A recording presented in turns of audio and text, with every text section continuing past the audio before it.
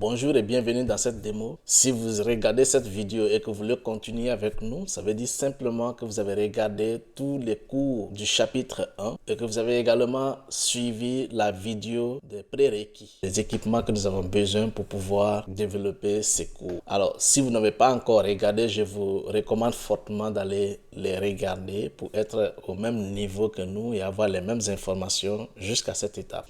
Ici, nous allons démontrer étape par étape le téléchargement de chaque application requise et par la suite, nous allons procéder à leur installation. Merci et suivez-moi. C'est parti. Si vous avez suivi la vidéo précédente, comme je disais tantôt, où j'ai décrit la caractéristique de l'ordinateur que vous devez avoir et vous devez installer également un système d'exploitation. Ici, nous travaillons sur Windows. Si vous avez un autre système d'exploitation, veuillez mentionner dans le commentaire. Comme ça, je vais pouvoir vous montrer selon votre système comment procéder.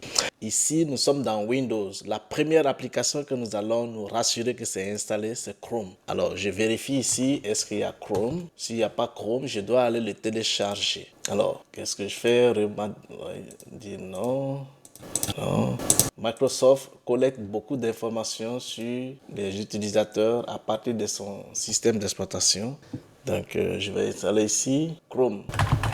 Téléchargement Chrome. Puis je choisis navigateur et ici vous voyez j'ai ça. Je clique ici, télécharger et j'attends. Une fois que c'est fait, j'ouvre et je le vois dans téléchargement ici. Je fais un double clic. Vous devez avoir des accès admin sur votre ordinateur pour pouvoir installer ces applications.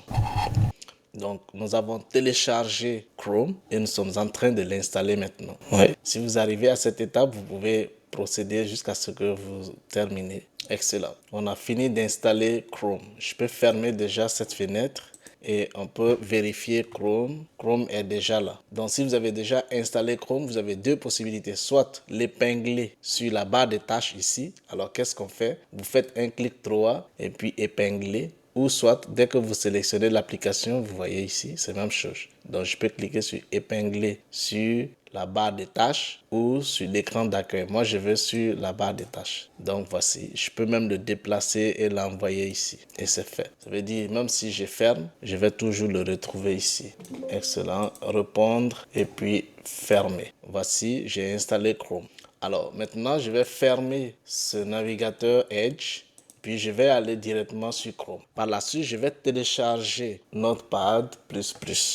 Donc, j'ai Notepad++, je télécharge et j'ai plusieurs versions de Notepad ici. Donc, qu'est-ce que je fais? Je vais prendre cette dernière. Ok, dans Notepad++, descendez jusqu'ici. Et puis, on a 32 bits.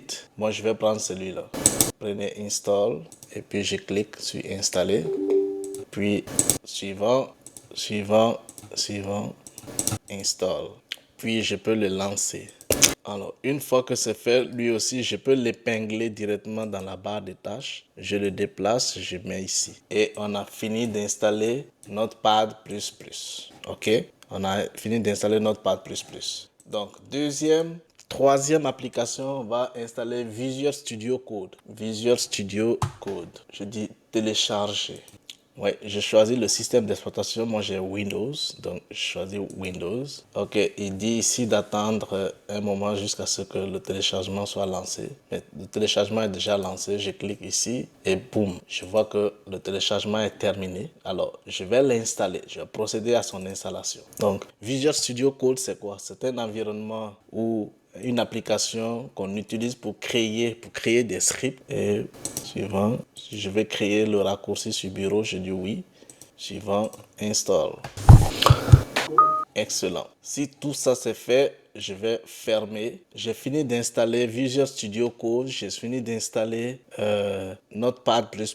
Donc, qu'est-ce que je fais? Je vais lui aussi l'épingler sur la barre des tâches. Je le déplace et je le mets ici. Et j'ai fini d'installer. Il demande si je vais activer AI, intelligence artificielle, dans le truc. Je dis oui, mais pour aujourd'hui, nous ne sommes pas à ce niveau. Quand nous allons arriver à ce niveau, nous allons pouvoir le configurer. Excellent. Donc, vous avez déjà installé Chrome ici, vous avez installé Notepad++ et vous avez installé Visual Studio Code. Maintenant, nous allons installer le virtualisateur VirtualBox. VirtualBox donc VirtualBox, c'est celui-là. Regardez souvent le site. Vous allez voir, c'est le site web ici. Donc, je clique sur télécharger VirtualBox. Alors, il me demande est-ce que c'est l'application, est-ce que c'est l'extension. Je dis Windows Host. Donc, quand je clique et regardez ici, il est en train de télécharger immédiatement. Parfait.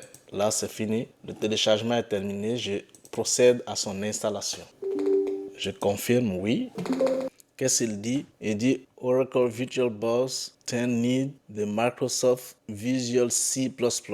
Please install and restart. Ok. Ça veut dire quoi? Ça veut dire simplement qu'il manque une bibliothèque de Microsoft Visual C++ qui empêche l'installation de notre virtualisateur VirtualBox. Donc, qu'est-ce qu'on fait? On va aller télécharger Microsoft Visual C++.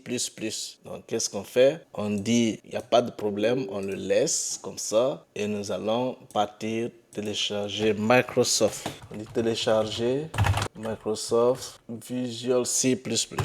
Je clique sur ça et je viens. J'ai 64 bits, donc je télécharge celui-ci.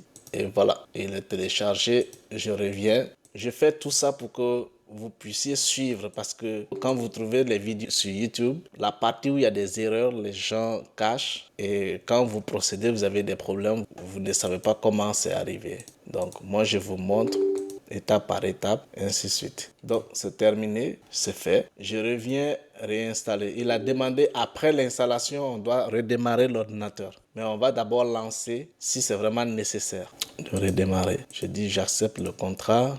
Parfait. Qu'est-ce qu'il dit? L'installation de la fonctionnalité VirtualBox réseau. Voilà. Ouais, il va réinitialiser la carte réseau. Il n'y a pas de souci. Je dis oui.